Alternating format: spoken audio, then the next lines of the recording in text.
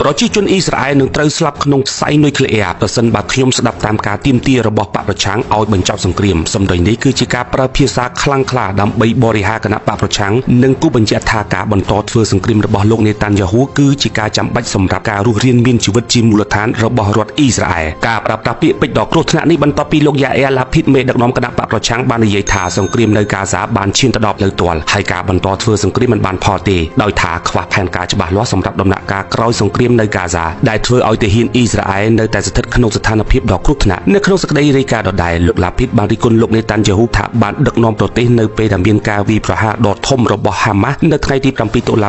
2023ហើយថាការបន្តសង្គ្រាមមិនបានដោះស្រាយឬគល់នៃបញ្ហាសន្តិសុខទេការជជែកដេញដោលដ៏មុតស្រួចនេះបានកើតឡើងនៅឯរដ្ឋសភាអ៊ីស្រាអែលក្នុងពិធីបើកសម័យប្រជុំរដូវរងាកាលពីថ្ងៃទី20 តុលា 2025នេះបើយោងតាមគេហទំព័រ Time of Israel ចុះថ្ងៃទី20 តុលា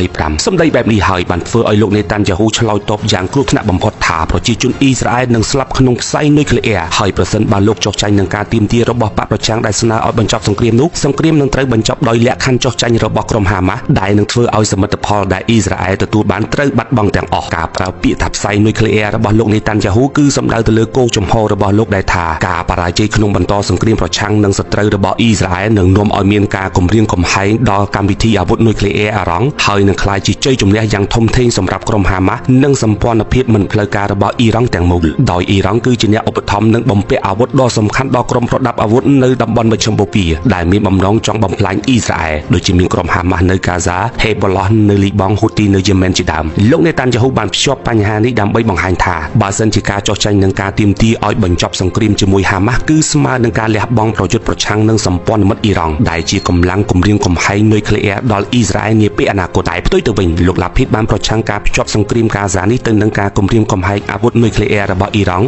របស់លោកនេតាន់យ៉ាហ៊ូគឺជាយុទ្ធសាស្ត្រនយោបាយដើម្បីបង្ខំឲ្យបកប្រឆាំងជប់រិះគន់ខ្លួននិងពន្យាពេលបញ្ចប់សង្គ្រាមដើម្បីផលប្រយោជន៍នយោបាយផ្ទាល់ខ្លួនរបស់លោកតែប៉ុណ្ណោះតើប្រិមិត្តចូលយ៉ាងណាចំពោះមតិលោកនេតាន់យ៉ាហ៊ូនិងលោកយ៉ាអែរឡាភីតខាងបកប្រឆាំង